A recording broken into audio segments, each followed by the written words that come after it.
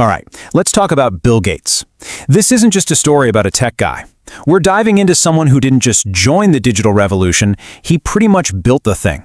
We're going to look at the whole story, the genius, the power, and yeah, that massive public reinvention. So, who is this guy, really? Is he the brilliant kid who changed computing forever, or the ruthless businessman who crushed the competition? You know, the truth is, it's just not that simple. And that's what's so fascinating, right? That complexity is exactly what we're going to unpack here. Because you gotta remember, before all the money, before the world knew his name, this whole thing started with a kid in Seattle. Just a kid. He wasn't chasing fame or fortune. He was just totally obsessed with one question. How does this work? And that curiosity, man, that's the key to everything that comes next. All right, so this first part of his life, this is the foundation. It's where all the pieces come together. The insane passion, the intellect, and the partnerships that made it all possible. And things moved fast. I mean, incredibly fast. He's at Lakeside School, finds one of those early computers, and he is just hooked. He meets Paul Allen, another brainy kid who gets his obsession completely. Then he gets into Harvard, right? Supposed to be a lawyer, but his head is just full of code. And then, boom, the Altair moment. He sees this new personal computer and has this flash of insight. The real money, the future, it's not the box, it's the software inside it. So by 1975, he's out of Harvard, and he and Allen have started Microsoft. And just like that, the race was on. And look, this wasn't about just starting some company. This was about building a global empire. And it was all powered by this one incredibly ambitious idea. This was it. A computer on every desk. Sounds kind of simple now, right? But back then, that was absolutely revolutionary. Think about it. It wasn't just a slogan. It was basically a declaration of war on the way things were. And Microsoft was going to be the army to make it a reality. Now, Microsoft had some wins before this, for sure. But the launch of Windows, that was the real turning point. It was a total game changer. This is the exact moment they went from being this scrappy little startup to a full-blown, undeniable empire that would define personal computing for decades. And the result of that dominance? It was just staggering. Bill Gates becomes the youngest self-made billionaire in history. Suddenly, he's not just a CEO. His face is plastered on every magazine cover. His name is the digital age.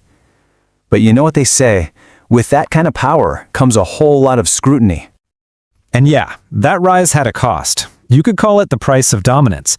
The bigger Microsoft got, the higher Bill Gates flew, the more people started asking, wait a minute, how did they get so successful? He was officially in the crosshairs. So this all comes to a head in the late 90s with that famous antitrust case. You had the US government on one side basically saying, hey, Microsoft is an illegal monopoly and you're using your power to just crush any and all competition. And Microsoft's defense, they said, no, this is just how business works. It's aggressive, yeah, but it's necessary. The whole thing was a brutal legal fight. And, some people argue that the whole ordeal actually created an opening for the next wave of tech giants. Think Google, because Microsoft suddenly had to be a lot more careful. And during that trial, the way people saw him started to change. A lot. Gates went from being this brilliant tech genius to, something else. People started calling him aggressive, demanding, even arrogant. That whole boy genius image, it was definitely starting to crack. But the questions didn't just stop when the trial ended. Nope. Years later, new reports started coming out about his behavior at Microsoft, and rumors about his private life started flying around.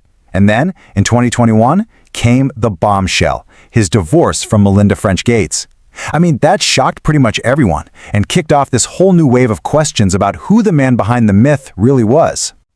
But then, just when his public image was at its absolute messiest, Bill Gates pulls off one of the most incredible second acts you'll ever see. He starts this massive pivot away from being a tech titan and toward becoming something totally different, a global philanthropist.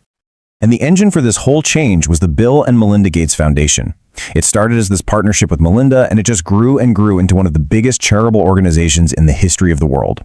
Of course, with that kind of scale came a whole new debate about how much power and influence a private foundation should really have over things like global health and policy. So his new focus was crystal clear. All that energy he'd poured into Microsoft was now aimed at these massive global problems. Funding vaccine development, pouring money into climate solutions and renewable energy, and trying to tackle the huge goal of ending extreme poverty. And this is the really important part to get.